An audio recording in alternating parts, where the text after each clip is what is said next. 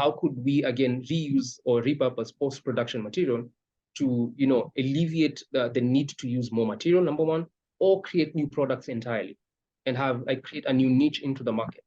For example, all our products have tags, name tags and product tags that all our artisans sign. You've seen the beautiful names of our artisans on our products. Those pieces of fabric from there all come from post-production material. All of them. With the sorting that happened, that translated into these pieces can be used for these tags. And with the number of products that we're using, then the uptake of what post-production material did with just that one element was 38% in 2023. 2022 coming 2023. So there was a 30% uptake of our post-production material being upcycled and used into production.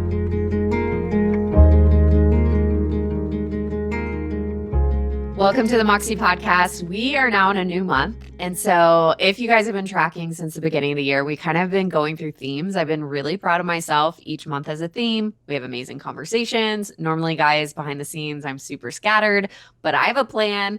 2024 is all about flourishing. We've been diligent with this process. So we are here in May. And I am so pumped because we are talking about sustainability this entire month. And to be honest, in the conversations, I feel like we could get deeper within people's brands, but you'll get to hear a lot of great stories this month. But this is what I'm excited about is this interview because in this conversation, really in this dialogue, because we do a lot at Imani Collective in regards to sustainability, a lot of things that we don't necessarily talk about. We're getting better at reporting it. But I have invited Kevin, he is our Director of Sustainability of Imani Collective, onto the Moxie Podcast. So welcome. Thank you for having me, Jenny. I also think this is your second time, yeah? No, actually third. This is your third time? Oh my gosh. Yes. I think this might be a first. You're like, oh my gosh, You're becoming a legend in the Moxie world here. It seems so. Like, I'm so excited the fact that not just sustainability, but the fact that it's my third. This means the world to me.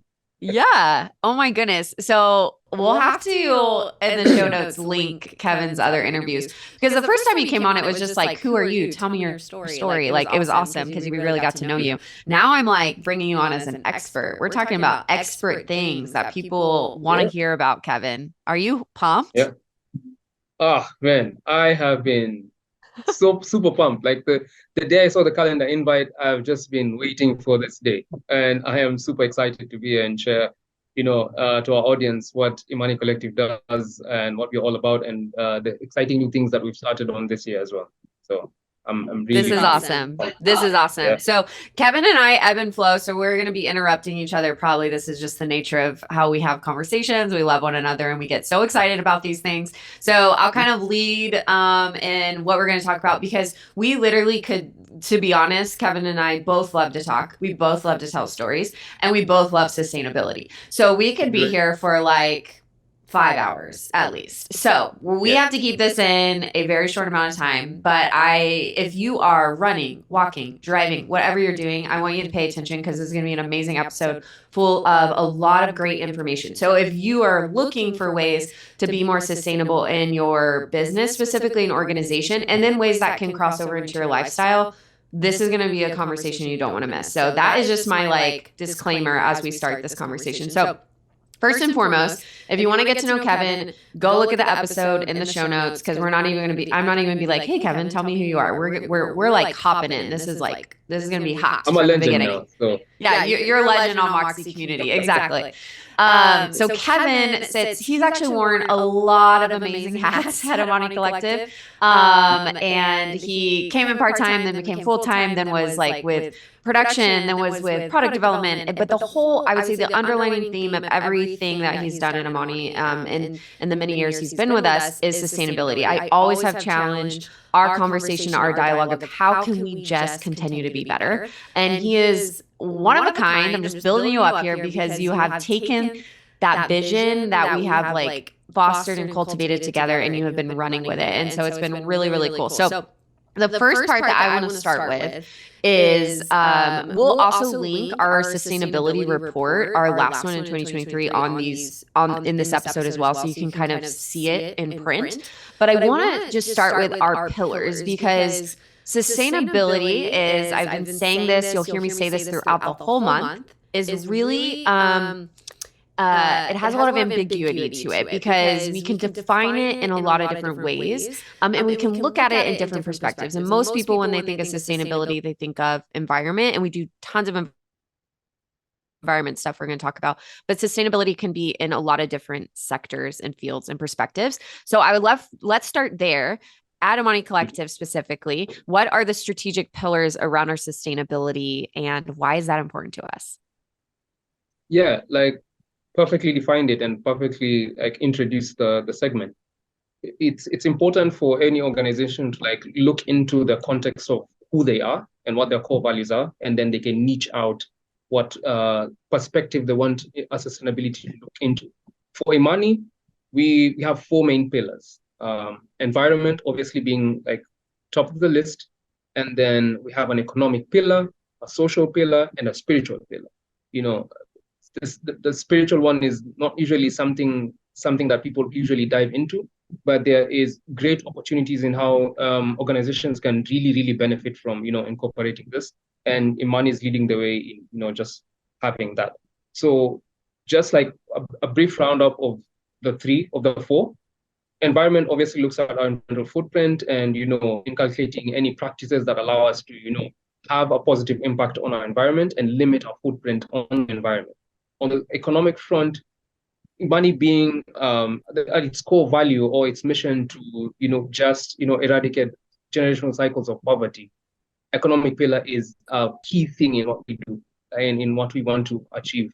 And on the social front, we understand the importance of partnerships. We love partnerships. Jenny loves partnerships, and it's something that is part of what the Imani DNA. So on our social front, that's an important part that we need to really look into as well. And on the spiritual front, yes, it's just providing an environment where, you know, people can understand, you know, and realize their purpose. And we create that environment with our workforce. We create that environment with our community or anyone that, you know, who just comes with us and walks alongside us. We definitely operate in a manner that we create an environment where, you know, people can self-actualize and understand and get into a higher purpose for who they are. So okay. I think I love it. I love it. So we're going to spend a lot of time of this episode actually sitting in that environmental side, because there's a lot to unpack there. And we have one planet that we live in, and we got to take care of it, guys. And I think sometimes it's overwhelming because we're like, well, I'm only one person, but every little thing we do actually truly matters. And we have the power to utilize our money in really creative ways and to actually create intention for the next generation. We are the examples for our kids and the next generation and those conversations being had. So I want to sit there. But I will say that to look at our report, and you can see that in our economic sustainability and our social sustainability and in our other elements. Thank you. My baby girl just gave me a flower. So this is going to be an uncut version of our podcast. Here is a flower, everybody. It's a nice way for her to you know, to really stamp that we're going to sit on the environmental aspect for that. So a flower was a nice job. I literally tried to act cool, guys, but we uncut. This is an uncut version. Moxie is not really edited raw in the middle, so we're just going to let it flow. My daughter just handed me a flower. How sweet. And we're going to talk about environment. How important that is. That's so good. So yeah, we talk about social, economic, spiritual, and we'll let you guys check that out within that document, and reach out to us if you have any questions of that, of just that development side of what we do, because we love every aspect of that. But let's talk about a little bit of environment, and let's start with where we started, because we do quite a bit now, and we're pushing into a lot of stuff this year. But when you first joined Imani Collective, what is kind of, what were those steps? Like what was the first thing we started with? And can you, I'm going to let you just story tell here, because can you take us through the elements of where we started to where we are now, specifically within, as you know what I'm going to say, waste management. So I'm going to throw that your way, and would love to hear you tell the story of your eye-opening moments of seeing us from the beginning and then seeing where we are now. Yes, joining my background was, when I joined Imani, was in industrial waste management, and it's such a complex of that nature. And then coming into Imani Collective and its textile industry, for me, I think was immediately like tingly feeling was, what's the waste? What waste is produced here, and what could we do with it? So it was just an audit, like a very like low-level audit of what a waste is. And the most important thing I think was, which in any sustainability initiatives, especially environmental, is tracking and understanding how much of an impact you have to the environment in terms of waste generation. So it was key for me to understand and like map out what waste generation would be, how we would go about like collecting that data, storing that data, and just build a data bank for us to understand if we wanted to implement anything on that front, it had to start from data.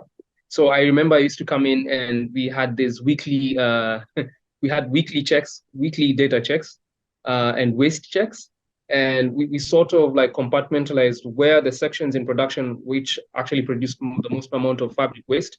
And we had collection centers to just collect this data across the week.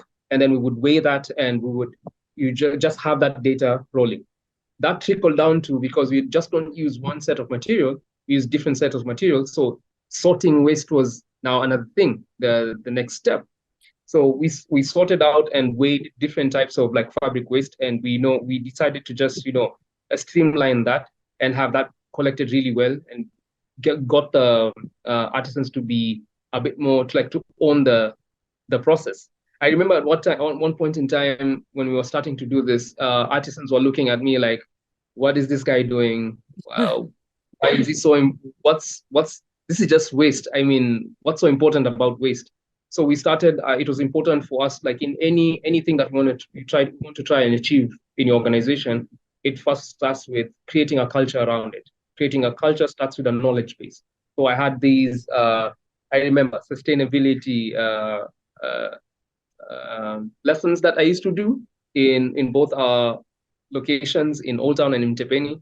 It was just one day that I would just go there and just explain the importance of understanding waste, especially for an organization like us, and not just from corporate or an organizational angle, but things that they could actually take home and incorporate in their own homes, like understanding recyclables, the basic types of waste and all that, which was a fun thing to do. It allowed me to really break ground and break rapport with the artisans and develop that culture that, hey, we're not just going to produce stuff and have this fabric waste lying down, but we're actually going to own this process, collect this data, and have it ready for whenever we needed to do anything for this.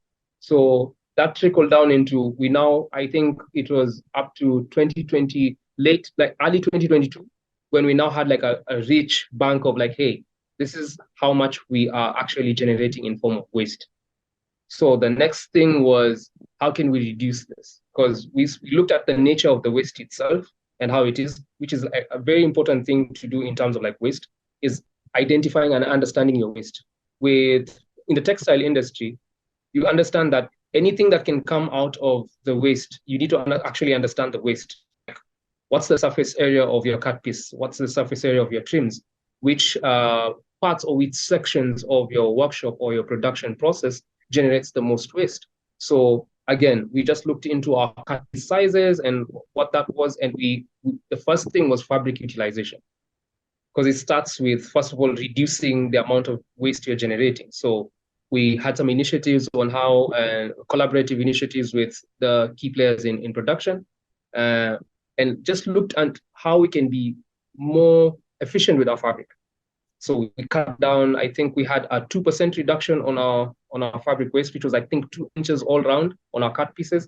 And that generated, like, I saw the shift And it was, I think, the annual waste from that year to the following year was, I think, a 25% decrease of just the initial waste generated.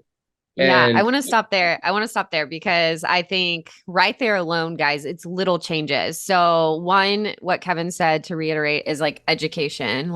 And my friend Helen, actually, this is a side comment, but my friend Helen has built this program called the Trust Program, and I love the acronym that she has for it, where it's trust stands for transparency, relationships, understanding, and support, which equals transformation. That's the last T. And so that's exactly what you said. It's like we had to build, there had to be trust there, right? There, like we have relationships. You got to build more relationships on a more granular level with our artisans, which was awesome, which like totally shows now, like now in the present in our culture.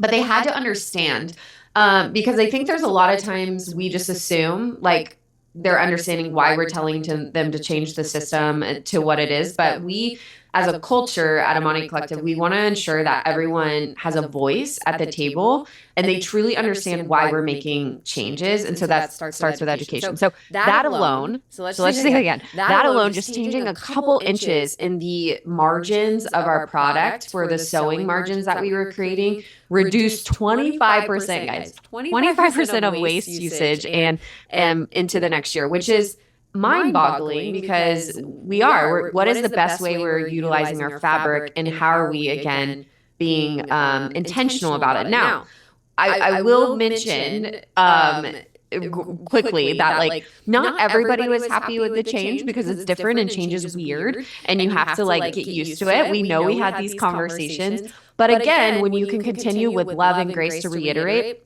what we're trying to do as an organization and why it's important, because changing that margin allocation, especially for a less trained or less skilled seamstress, actually can be more challenging. And you have to look at the other end of defects, which is something that we won't get into this call, but we, Kevin throughout production set up an amazing system for our production team that now utilizes on the defectives that happen within our products, and how then can we actually take a defective and make it better? What is the time allocation to that? Like we measure everything. So if you wonder why we do the things we do, it's like we literally have spreadsheets on every little data point, from time to fabric to all that stuff. So that was the first step. Is the fabric utilization. And then I would love for you, whatever you want to add to that, because I don't want to interrupt you, but I also know, again, we could talk for 5 hours. I would love for you to also talk about, as we have added other departments, like how we are doing the same thing within other materials that we're using. And then how are we, again, reusing that or recycling or, repurposing that wastage into something of value. Yes. So by the time all this is happening, we were just dealing on the textile end, but Imani grew and it evolved, and we onboarded like other elements into our production, like a leather team, and weaving was I think more bolstered. So the same translated in all those departments. There was tracking from the onset of the onboarding of those programs to where they are right now, and there was waste generated. And now the next thing would be, we've tracked, we've measured, we've tried to be efficient with our fabrics and our raw materials. What next? We are still having, we still had some waste we were generating. So the next thing for us was upcycling. How could we again reuse or repurpose post-production material to alleviate the need to use more material, number one, or create new products entirely and create a new niche into the market. For example, all our products have tags, name tags and product tags that all our artisans sign. We've seen the beautiful names of our artisans on our products. Those pieces of fabric from there all come from post-production material. All of them. With the sorting that happened, that translated into these pieces can be used for these tags. And with the number of products that we're using, then the uptake of what post-production material did with just that one element was 38% in 2023. 2022 coming 2023. So there was a 30% uptake of our post-production material being upcycled and used into production. In other sections like leather, we used some of the leather trims to, just have really nice and beautiful accents into some of our products to elevate most of our products that have like some leather accents in them, or make products entirely from post-production material, like all our keychains and key holders and the lovely tiny bits of, like jewelry that you see on our stores. All that is post-production material. And we are proud to say that even like waste or post-production material can make such beautiful and elevated products. And, it just goes to further, our cause with on an environmental front. Yeah. And you just have to make sure on the post-production, like, again, if you are like, if this is like, what the heck are you guys talking about? Keep staying with us. Okay. If this is like, oh my gosh, this is my language, then keep listening. On the post-production stuff, you have to make sure your storage is good. We are in Mombasa's humidity is insane. So even when we work with our basket weaving and things like that, we have to worry about our reeds molding due to the storage. Not because that naturally like occurs because the material is bad, because the material is amazing in quality. It's just the storage and the nature of where you're at. So, it just depends whether you're in a humid, wet space versus like a hot, dry space. Your storage is going to look differently. So those are elements that you need to keep in mind when you are storing to be reusing. I would also want to mention that if you're listening and you're like, Jenny, I have been following you for 10 years and I have no idea all of these products you made. That it's not funny, but yes, we make a lot of products that you don't necessarily see in the United States. If you want these products, it's very easy to actually navigate and to purchase them. You can go to imanikids.co.ke. That's going to lead you right to the Kenya website, and you can click on Kenyan collection, and you're going to be able to see some of these products. Another thing that you can do is you can go to Imani Soko, IMANI Soko, SOKO on Instagram, and you can actually DM and purchase directly from Instagram, and that's going to support our team on the ground over there. And you're going to see all the different elements. If you have wanted to collaborate with us for a really long time, as Kevin says, I love partnerships. I really, really do. Please reach out to me, because a lot of people think that we just do corporate gifting or collaboration on the Imani Kids side and only work with canvas. This is not true. We actually design from the ground up. We can produce for your brand. We've done amazing collaborations with brands across the board, like H2C, World Food Program, EXO, which is a great brand as well. We'll put all those links in the show notes for you guys too. But I say all of that because really we love to ideate and we love to make dreams like happen. And we know our team is fully capable. And I love to say we're artisan made and your sustainable solution, and even at scale. So if you're like, oh, well, you couldn't keep up with us, trust me, we can. And we have very credible artisans and team that can support you. Okay. That's my little plug. Okay. I want to move to export, because we could sit on product utilization all the time. And all the really cool stuff. Like, we've done amazing collaborations that, again, we could talk about one collab for an hour. And so we'll link our impact report and sustainability report and all the reports so you guys can see all the things we've done. I'm so honored to be on such an amazing team and to work with you, Kevin. I think when people are like, Jenny, like, how do you do all the things? I'm like, because I have awesome people that I get to like regurgitate visions to, and they just like do it in a really beautiful way in their own way. And so I think what's so cool when we see things come to life in Imani Collective is all of our hands are on it, that it's not just like my vision, it's our vision, and we create together and we support one another. And it's just like this beautiful culture. And we have gone through, guys, some really hard times. Business is hard. And so when you see the resiliency of our team and what we have gone through and persevered together through, then you understand a little bit better why we're like this, why we're familiar, why we're just so close. So, but one thing I want to talk about that I'm really proud about that we are still figuring out. So this is another thing of just like being in process and being vulnerable and transparent with you guys, is I want to talk about our export, because one thing that Kevin and I love to talk about is circular economy.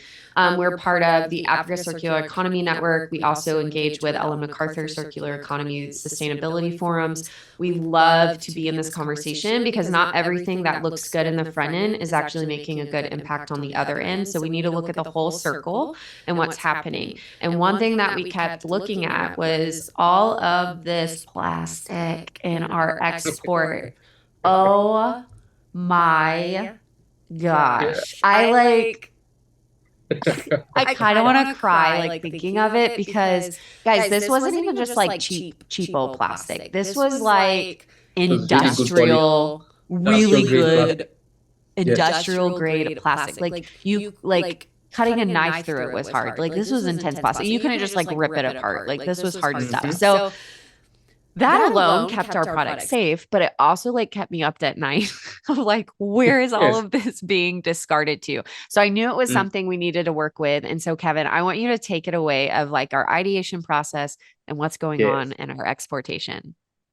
Yes, like Jenny said, it kept not only her, but the person in charge of sustainability looking at the amount of plastic we're using. And I'm like, oh my God, because our production like really grew exponentially. Like how Jenny said, we have an excellent team. We have a wonderful, wonderful team that really absorbs the vision, run with it, and they grew really fast. And we were shipping so much product. And that meant so much plastic was being used to like really protect our products to our destinations. And I mean, this is just for guys who are into specifics. This is 300 gauge plastic wrap. That's like really tough plastic. It's the type of plastic the environment really hates when this thing goes out into landfill. So we knew we had to do something. We knew this was going to be it's a huge task for us to really do. So we looked at I think alternatives for plastic at that time that would really protect our products to reach into our destinations. Was the alternatives were very expensive. If you're looking at other plant fibers, if you're looking at recyclable materials or biodegradable paper, it's going to be very, very expensive. Not to say the plastic wasn't expensive; it was very expensive as it is. We didn't want to jump into another alternative that was going to sink us, because it's a business. We have to be profitable. So we looked at what was the main thing that we wanted to protect our products from, which was moisture and humidity, because most of our products are screen printed, and there are issues there. If we don't really protect them from the contaminants, they might get there and some of the colors turn, or they stick on each other as they're being laid or packed in some of our boxes. So one of the beautiful materials that we have in being in the coast is this wax print kangas. And it's such a cultural thing. And I really, really love how this initiative came together, because it was sticking to the roots at the heart of Imani Collective, which is at Old Town in Mombasa. And this is a fabric that is culturally used by so many people in the coastal region for different occasions. So this fabric is in plenty, and it's wax print. So again, wonderful idea. Like in our ideation sessions, this came out, and like we did a trial phase. I remember we did a trial phase, and we were always bouncing at each other, like what would happen? Would the prints from this material seep into our products? What would happen? So we just did a test, and we covered them with this wax print kanga materials. And lo and behold, we did our first run, and the products got there safe. And it was a eureka moment. And the amount we were able to completely, not just completely eliminate plastic use in our logistics, which was a huge win for Imani. Completely, 100% elimination, because immediately, I think it was in April, and then by June, we already sent like more than 10 shipments with this kanga material, and the products were there, and it was a beautiful thing to see. However, like in being transparent, again, the idea here was, now what do we do with the fabrics that get to our destination? What happens? How do we, emphasize, or how do we inculcate, extended, producer responsibilities, EPRs, with this fabric? this fabric is going there in tens and in hundreds in our packaging, and they're just sitting there and they're there, and we do not want this material to actually go into landfill. So we have to generate like circularity within our logistics, where now these fabrics, we need to give a new shelf life to these fabrics. And one of the things that are still in process is figuring out a way, an innovative way to, give the fabrics that were used in logistics as a preventive measure now turn into something that can just extend the shelf life of those materials. And we are still, playing around with different things and trying to be innovative in creating products, in trying to get these materials like sold into dead stock for like in the fashion industry. And these are things in the process. I mean, in sustainability, it's not all about perfection. It's a journey of improvement. And with all the small steps that we've taken, we believe that, this is something that we will share one time, maybe in my fourth podcast, and be like, hey, we actually did it. Fourth podcast. Yeah, that would be so good. Yeah, so I'll kind of pop in of like the idea there, because it was so beautiful to see it implemented, because literally overnight. Now, I won't say overnight. I actually mentioned this multiple times on the podcast that there's not an overnight success. It takes a lot of planning, implementation, ideation before. But I will say, in the process of implementing, it did overnight like reduce plastic. It was like, it's gone. It's eliminated. We figured out the solution. So that's on one side of the circle. When we look at circular economy and the reason why we decided to do this, like Kevin said, to reiterate, our biggest fear was that bright color kitenge kanga, that kanga was going to bleed into our natural fabric. And we did so many tests, and trust me, Mombasa is the best place to test it because it's so humid.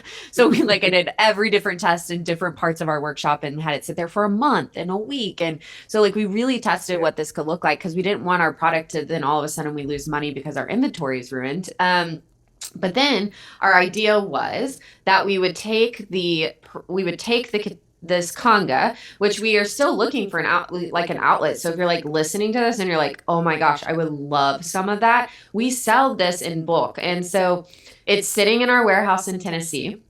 And our idea was to then sell it to really like to fashion designers or to people who want this fabric, right? To be able to reutilize this fabric that is really well kept. Now, what has happened is that's kind of been stalled, and we need to work better on our networks and connections and all those things. But the idea was the fabric cost. So we got to look at cost across the board as a business. The fabric cost was actually the same, if not a little bit less than the plastic. So we already knew no matter what, we were going to be spending money on packaging our product. And we're going to save a bit because we're packaging as a whole versus individual, blah, blah, blah. We did all of these different tests. And so, but there still was an expense there, right? And the other side of the circle was, yes, to repurpose the material to, again, help someone have access to kanga in the West to be able to utilize it, or for us to be able to repurpose it into a new product or packaging materials and things that we're still testing out. So this is completely still in process that we're testing out. We sell a bit here. We're still working on how do we want to upcycle, repurpose into maybe packaging, which we think is really cool, because although we are competitive in different spaces, the roots of who we are in our story, we love that we can bring an element of color. And so that's really fun for us, and the idea of that. But the idea of this circle also has to do with not only the environmental impact, but also the financial economic impact. Okay. So I want to bring us back to that, because you output money to package in that plastic. If we go back to plastic, you spend money on that plastic. It's one use. So one use in your finances and one use in the use of packaging the material. And then it's waste, and then it's bad for the environment, right? With otherwise, when we spend the money on the fabric, as we know, then we can repurpose it and then resell potentially some of it. And that money can go back circularity into our business. So that's the ultimate goal. We're still working on getting that money back into the business. But it's a really cool initiative that I'm like so proud of us. And we do have challenges. There are barriers that we face when there's certain new platforms that we're on or certain customers that we use, but there's other use of materials that we can use to package, like craft paper, things like that, compostable things. But I want to go back to the element of education because a lot of people are afraid to kind of step into this space and to make these hard decisions because they think it's going to close a door. And one thing that I've been trying to push to people is like we have a responsibility to educate consumers, not just the consumer of the retail consumer, but also B2B, the other businesses that are buying from us, and why it's important for us to uphold certain values, uphold certain purchasing practices, et cetera, et cetera. You know, I can get on a whole soapbox. So education is just so key. And so I want you guys to continue to learn yourself as you're listening to this and continue to educate yourself and continue to educate the people who are following you and the people that you're interacting with. That's really important. Okay. I'm not ending the podcast because there's still so much. So I want you to talk about all the exciting things. We're working on a lot of different, we won't talk in specifics, certifications and things we're working on. That will be the fourth podcast that Kevin comes on. We'd like maybe maybe humbly brag about a few things that we're working on, but that have come to completion. But right now they're in process, so we're not going to talk through that. But I would love for you to talk through what you and your sustainability team. You got people who are on your team. Wow, you got some people. What we're working on this year and what we're so proud of. Yes. So in alignment with our word of the year, which is flourish, we don't want to focus on so many things. We just want to dive deep into what we are doing and just allow what we are doing to bring so much value, sustainability value to the organization. So we have, first of all, just gone in and, like I said, you have to map out everything. So we have gone ahead and you just map out what sustainability would be, because we have grown from when I started. The organization now it's a different, it's a different entity. We have multiple brands and stuff. So we needed to map out entirely what sustainability would be, redefine our data and waste, introduce new initiatives like supply chain traceability, where we can create now meaningful partnerships with our suppliers, and just go a step further in educating them about sustainability initiatives and environmental consciousness. So that's something we are doing. We are also looking at organizational waste audit. That's something that is actually actively going on right now. And just be on the lookout for our quarter one report. We have some really cool content there about waste audits and in just its basic form. And it's not about just we are textile industry and we produce fabric, so that's our waste. No, we have different entities in our organization, from finance, logistics, supply chain, and the holistic center and the holistic aspect and the holistic programs of our aspects. What our waste audit is just looking at our waste source points and what those are, and how we can, in the simplest and basic terms, how we can actually map them out and understand what waste is generated there.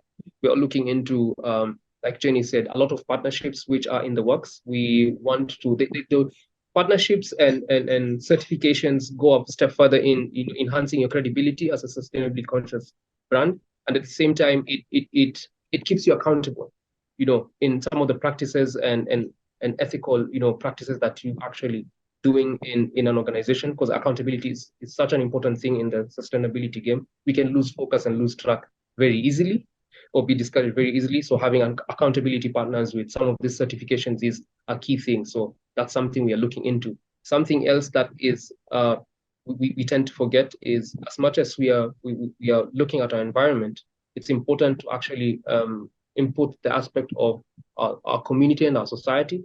So we have this really cool initiative where we have a CRS calendar engagements, where we are observing internationally, sustainability days across the year, and just doing a couple of them a month, where we involve different partners, we involve different organizations, both locally and those domestic and globally, in just observing these days and being the voice in our social media to educate the public, educate the world, or educate our global economy about sustainability, and really be at the forefront to champion and have people join in the mission for positive impact.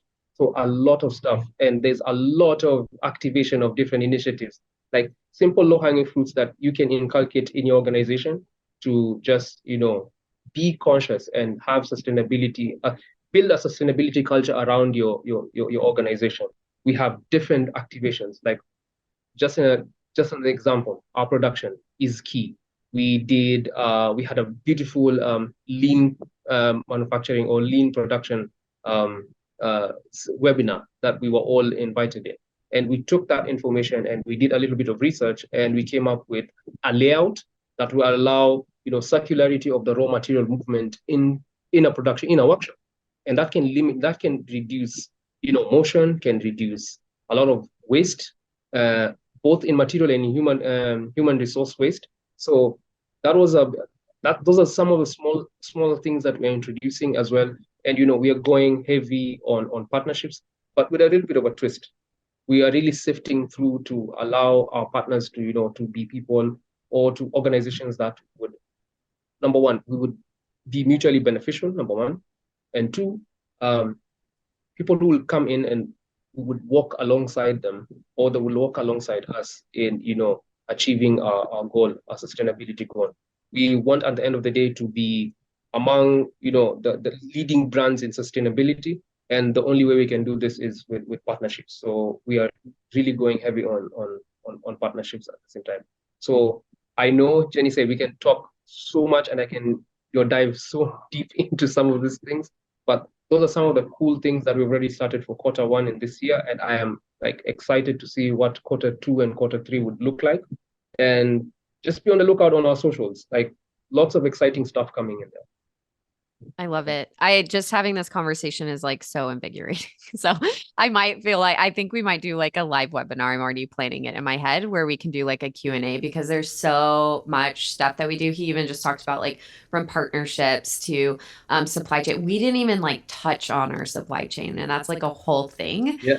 It is my favorite thing to talk about, specifically when we talk about our wovens, that we know the shearers that shear the sheep, where we get our wool that comes in, and from central Kenya it comes in, and then we're the ones that card that and card it out and spin it and wash it. We know the whole process, and we know our suppliers really, really well. And Kevin talked for 2 seconds about things that we're doing this year on even making sure we're surveying our suppliers and they're keeping up with values that we believe are and know that are important for us, so that we're doing audits of all of our supply chain. Most of our fabrics, we know the raw source of it. And sometimes, we're not creating that textile from the start, canvas. We don't create it from the start. We have a great partner production team that we work with. And so even making sure we audit that and understand all those processes. So we do that on a regular basis. That's just simple evaluation, but that's just not evaluation of our supply chain. We do program evaluation of our holistic and social sustainability side. So we just dove deep into environment, but there's like I said, there's the economic and social, spiritual, those other elements and pillars that are really important to us. So we're always asking those very detailed questions. Now, I want to stop here and tell you this can be overwhelming, and we don't want you to be overwhelmed. And if you're an individual, you're what is all of this? Jess, you're going to get to hear throughout this month people talking about sustainability and their brands and all of these things. And just start with what feels good, what feels in alignment. Because if you try to do all the things, you're going to fail at it, and then you're going to be overwhelmed by it. And then you're going to want to just try to be ignorant about it and say, I don't matter to the change, but you do matter to the change. And so, in everything that we do, we want to be intentional. And what we're doing now, we were not doing 4 years ago, right? We started with fabric utilization, fabric waste. That was it. And specifically started mainly with our canvas. We make a lot of canvas stuff. So let's just measure the canvas. Yeah. So you grow with that, so anyways, we could talk for hours. We're going to do a live webinar. I'm going to figure that out. Kevin, oh my goodness. I again could say so many things about you, and it's a joy to have you on the podcast for the third time, and to talk about things that we geek out about all the time in sustainability and how can we be better. And it's just so fun to continue to ideate and grow together. as we end our podcast today, and for the Moxie community, I love to leave them with a bit of inspiration to move into their week. So can you share with this community what is one last thing to live by? Yeah. Observe, reflect, take a step. Observe, reflect, take a step. Everything starts with what you can see, what you can feel. So the first interaction with a situation is observing. You would see it first. Reflect. Do you want this thing to continue? If you want it to continue, invest in it, sustain it, or grow it. If it's on the negative spectrum, take a step in changing it. Doesn't matter how minute the step will look like. It doesn't matter how insignificant the step would be. It's a step. And once you've made the first step, just continue making steps. That's how we are where we are right now with Imani, not just on the sustainability front, but the entirety of our organization. We started with a step. They started with steps. They started with us looking at what we can do, reflecting on what we need to do better and things we needed to start, paying attention to. And then we took steps. So that's just like the cutthroat basis of life in general. Yeah, so good. And fun fact, Imani means faith in Swahili. And like it is like truly like those little steps of faith, those big steps of faith that get you in the direction. So start to have courageous, faithful steps. I love it. I love it so much, Kevin. Thank you so much for being on the Moxie podcast once again and being such a pillar in this community. We're going to link, like I said, all of his episodes. I'm sure it will be really fun to see how your episodes have developed, because this was like a very much of an expert conversation versus like get to know Kevin. But again, a joy to work with you and know you. Honored to serve with you in the capacities that we are working in. And for our community here, we're so excited for you to be with us this month, to hear all the other stories and what's happening and how you can get plugged in and really understand what sustainability means in your life. And as always, Moxie on.